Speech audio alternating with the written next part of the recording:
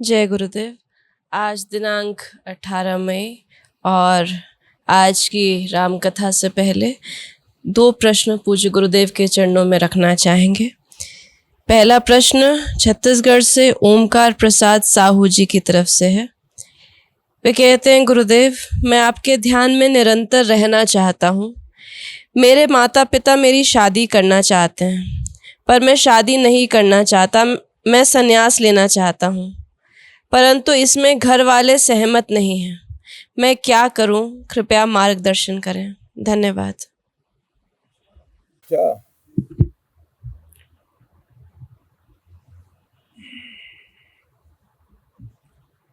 ओंकार प्रसाद साहू, आपका तो जन्म से ही नाम ओंकार है और संन्यास लेना यह निर्णय बिल्कुल आपका है, लेना नहीं लेना। इसमें परिवार का सदस्य कोई कुछ नहीं कर सकता। यह बता सकता है कि किसका परिवार अपने बच्चे को संन्यास लेने के लिए आश्रम लाया है, किसी गुरुजी के यहाँ ले गया है कि हाँ हमारे लड़के को संन्यास दे दीजिए गुरुजी। ऐसा कहीं सुना है? और छत्तीसगढ़ के तो बहुत संन्यास लिए हैं, हमारे ही आश्रम में है, तुम देख रहा है।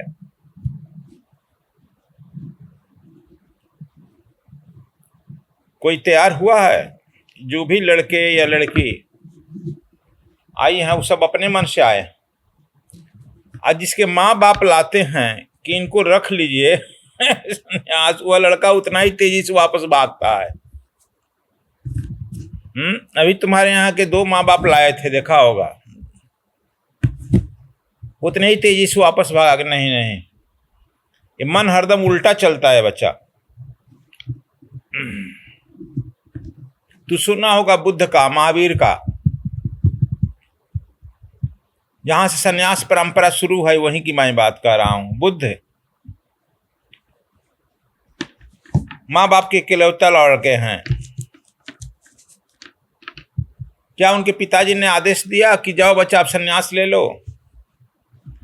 सन्यास जो है बिल्कुल व्यक्तिगत निर्णय है, जिस व्यक्ति का है वह। अगर किसी का नहीं है, वह यदि वह लेना चाहेगा तो कोई रोक नहीं सकता है, वह नहीं लेना चाहता है तो कोई दिलवा नहीं सकता है। तो छत्तीसगढ़ के ही हम देखो, जो लेना चाहा उसके माँ बाप भाई नहीं रोक सके, और जो नहीं लेना चाहा माँ बाप लेकर आता है वो भी भाग जाता है, उसके पहले ही पहुंच जाता है। माँ बाप अभी आश्रम में है तब तक वो घर पहुंच गया ये नहीं देखा है?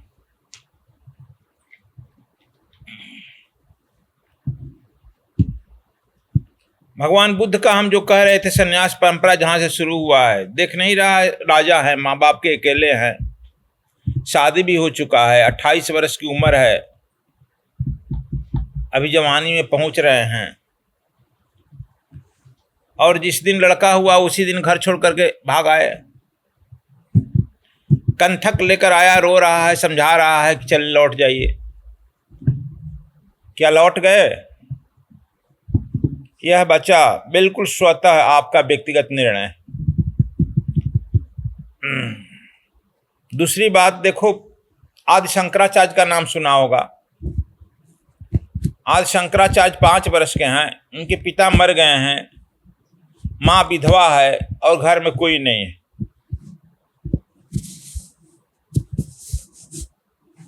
कोई नहीं है बच्चा। अब 5 साल की अवस्था में पढ़ने गया था अपने मामा के यहाँ, वहां संन्यास ले लिया, लाल वस्त्र पहने हुए घर गया।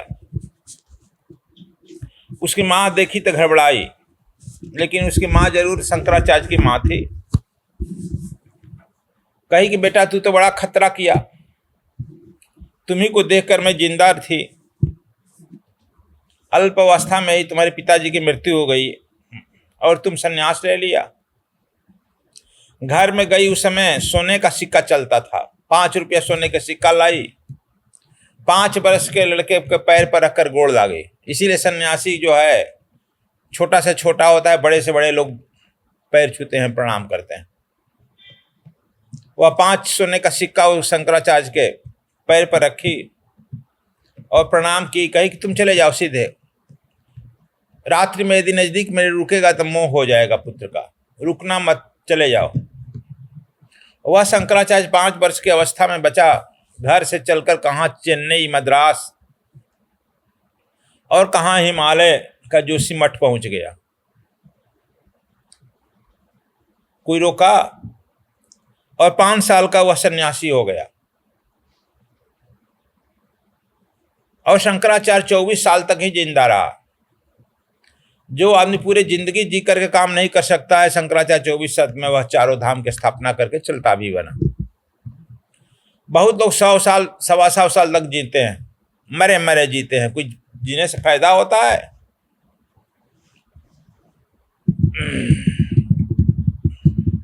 तुम सुना होगा विवेकानंद का नाम, नरेंद्र नाम था।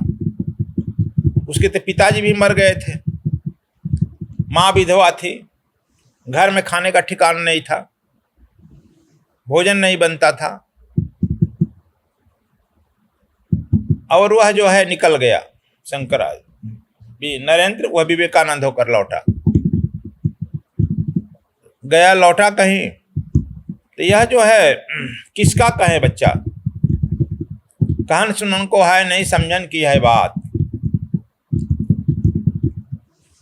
हम तो अपने यहाँ देखते हैं जितने लोग आए हैं अपने स्वेच्छा से आए हैं, और बहुत डांटते हैं, फटकारते हैं, मारते हैं, फिर भी भागते नहीं। बहुत लोग बबुआ बचवा कहकर उसके माँ बाप लाते हैं रखते हैं, अच्छा बच्चा, सुख सुविधा देते हैं, कब छलांग मारकर भाग गया कोई पता नहीं। या बहुत लोग हैं कब बहाना खोजते हैं आश्रम में आकर के, कब कुछ बहाना मिले कि मैं भागूं। तो यह सब व्यक्तिगत मामला है। तुम यदि सन्यासी बनना चाहेगा तो कोई रोक नहीं सकेगा। माता पिता क्या करेंगे बोलो? अब तू नहीं बनना चाहेगा तो सब यह बहाना है। घर के लोग क्या करेंगे बच्चा, क्या करेंगे? घर पर लड़का रहेगा तो घर के लोग पढ़ाएंगे लिखाएंगे ना, नहीं पढ़ेगा लिखेगा तो शादी कर देंगे। शादी जब हो जाएगी, तुम बच्चा हो जाएगा तो घर के लोग लात मारेंगे, जाओ तुम कमाओ खाओ जाओ अपना काम देखो।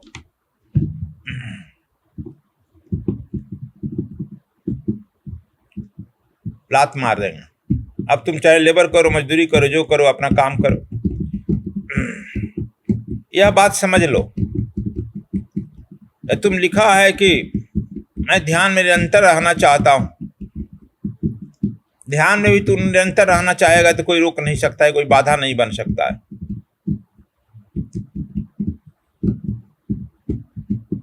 बाधा बनता है आदमी का शुभ मन, अपना मन। अब माता पिता का तो कर्तव्य ही है बच्चा शादी करना। प्रत्येक माँ बाप का एक ही इच्छा होती है कि अपने लड़के को शादी कर दें। आज जिस दिन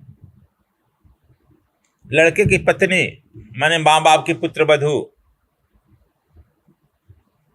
उसके लड़के को चप्पल मारती है खूब उसके गाल पर उस दिन माँ बाप बड़े प्रसन्न होते हैं, खुश हो जाते हैं और चादर तानकर खूब गहरा नींद लेते हैं कि मेरे जन्म जीवन का सपना सफल हो गया।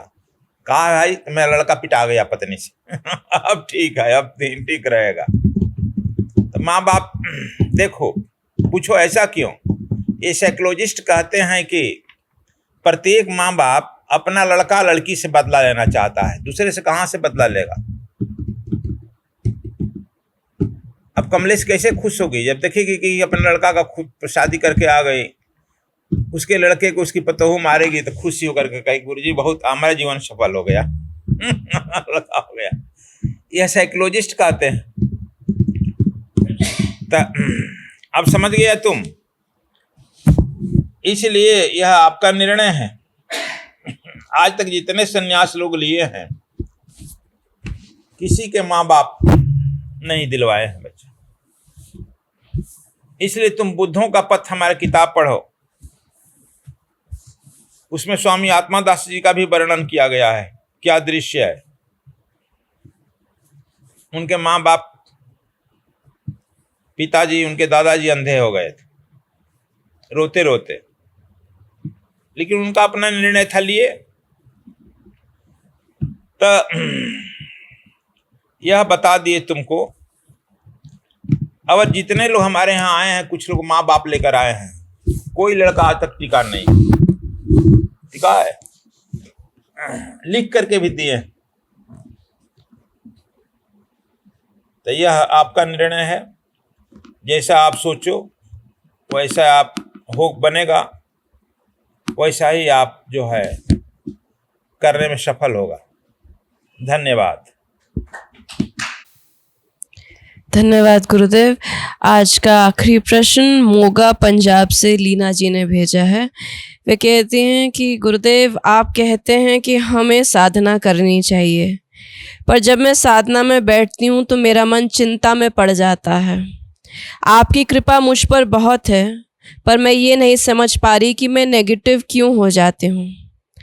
गुरुदेव, कैसे पता चले कि हम साधना ठीक कर रहे हैं या गलत, और इस नेगेटिव मन के लिए कुछ रास्ता बताएं। धन्यवाद। पंजाब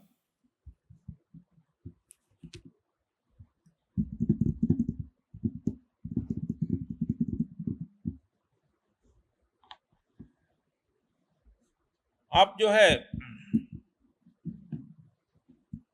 साधना में मन चंचल हो जाता है, चिंता करता है। मन का तो स्वभाव ही है चंचल होना। सागर है, उसमें लहर न उठे। आप नहीं सुनी है कि सागर में अभी लहर 17 तारीख को, इसी 17/5/21 को, इसी अभी दिख ही रही है।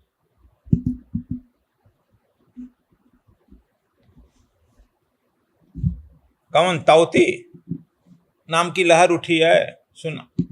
और यह 180 किलोमीटर की स्पीड से उठी है। समुद्र के पानी चारों ओर चल दिया, आसपास के इलाकों में हलचल मचा दिया। उसी तरह से आपके शरीर में भी जो पृथ्वी की संरचना है वही है। आपके शरीर में 72% जल है, नोट कर लीजिए। जल तत्व 72% है, पृथ्वी तत्व तो केवल 12% है, 12। वायु 6% है, आकाश और अग्नि इसके बाद बचता है तो 10% है। मतलब कि पृथ्वी तत्व ही 12% ही ना सॉलिड है जो स्थिर रह सकता है। बोलो,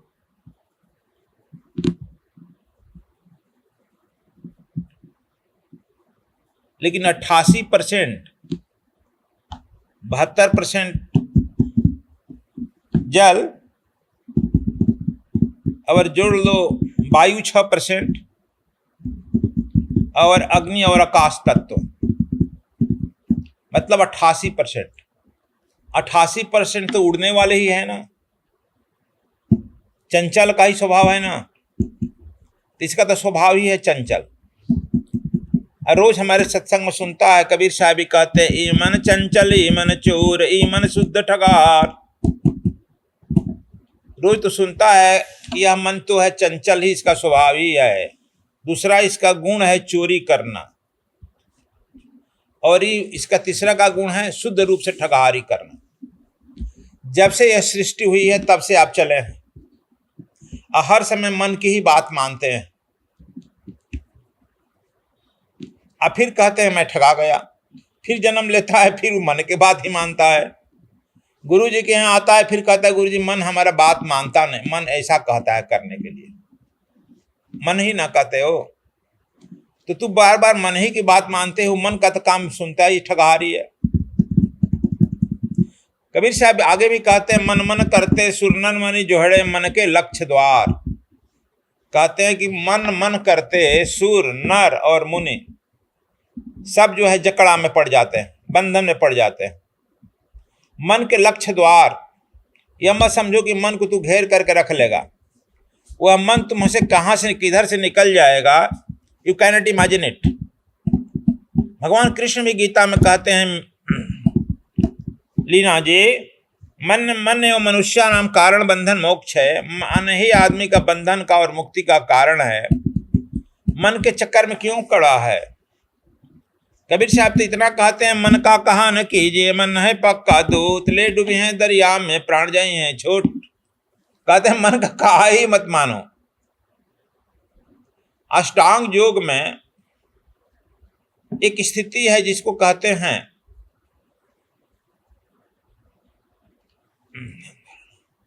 क्या कहते हैं, प्रत्याहार। जम, नियम, आसन, प्राणायाम, प्रत्याहार है। प्राणायाम के ऊपर प्रत्याहार है छठा।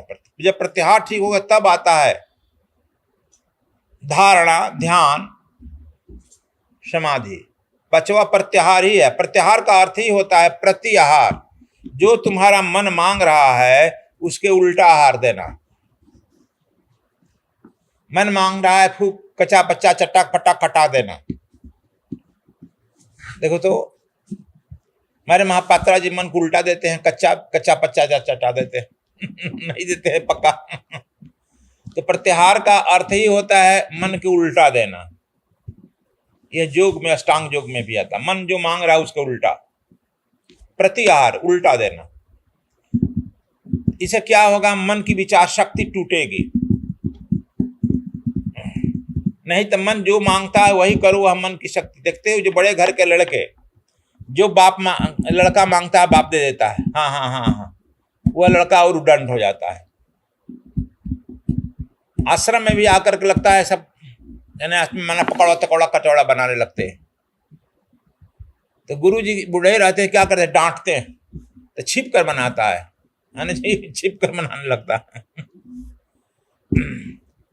तो यह मन का तो स्वभाव है बच्चा, उल्टा करना, गलत करना। अब तुम मन के ही फेर में पड़ी है कि मन क्या करे, मन नेगेटिव। मन का तो स्वभाव ही है नेगेटिव। इतना कह दिए कि मन का कहा न कीजिए, मन है पक्का दूत। दूत मन दुष्ट, ले डूबे हैं दरिया में प्राण जाइए। और बार बार तुमको जन्म, पुनरपि जननम पुनरपि मननम, मरण जो होता है केवल मन के ही कारण होता है। यह कोरोना भी मन के चलते ही आया है, तुमसे लड़ने के लिए। अच्छा तुम नहीं मान रहे तो चलो मैं आ गया। यह सब मन के ही चलते हो रहा। अब तुम समझ लिया कि यह 100% में भोजन की कितनी अहम भूमिका है। 12% है ना। और दिन रात आदमी खट रहा है, क्या कर रहा है भाई, पेट के जुगाड़ कर रहे हैं, पेट को जुगाड़ कर रहे हैं। क्या पेट का जुगाड़ कर रहा है? तो अब समझ गया। तो तुम मन के चक्कर में मत पड़ो। दूसरा, तुम कहते हो कि मन जो है नकारात्मक रहता है। जो गुरु जी बताए हैं ध्यान, धारणा, साधना, उसमें लगे रहो। मन का सुझाव मत मानो। जब लगे रहेगा तो क्या करेगा, मन एक दिन झक मार करके तुम्हारे सामने आ जाएगा।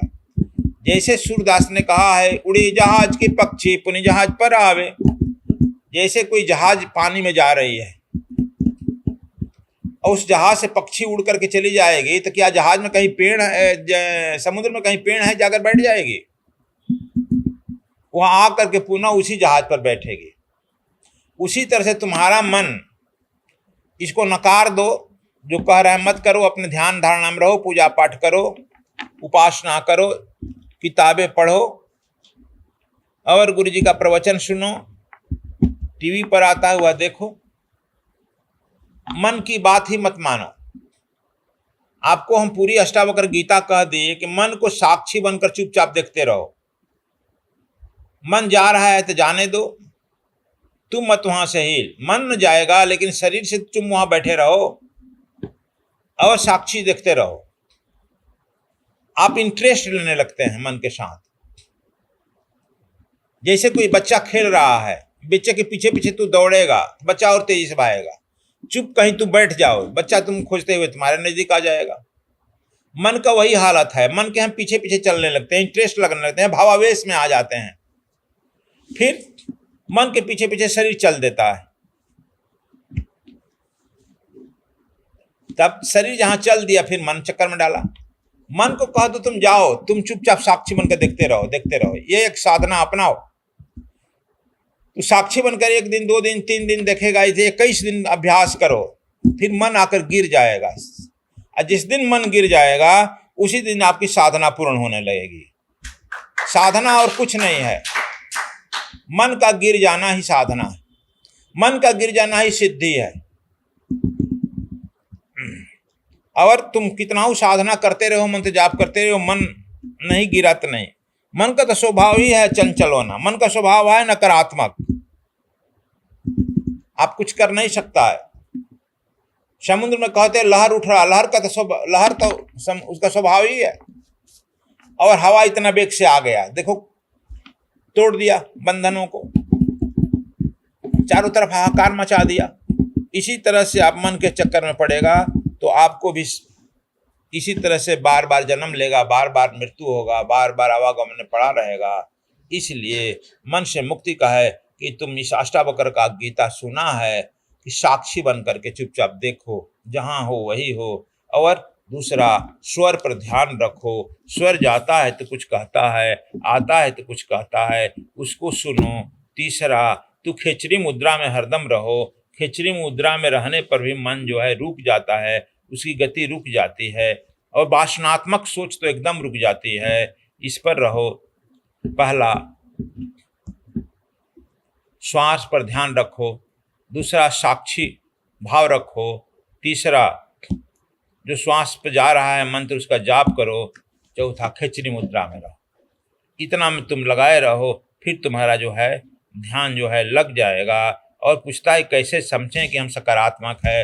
तुम जो गुरु कह रहा है वह साधना करो, इसके बाद जो वह अनुभव कहता है कि यह अनुभव होगा वह हो रहा है। तीसरा, जो शास्त्र में लिखा है, यह तीनों जब एक साथ मिल जाता है तब हम समझ लेते हैं कि हमारी साधना ठीक है। नहीं मिलता है तब हम समझ लेते हैं कि मेरी साधना उल्टा है, गड़बड़ है, there is something behind it. फिर तब गुरु से कांटेक्ट करो कहाँ गलती है। बस आज इतना ही, धन्यवाद।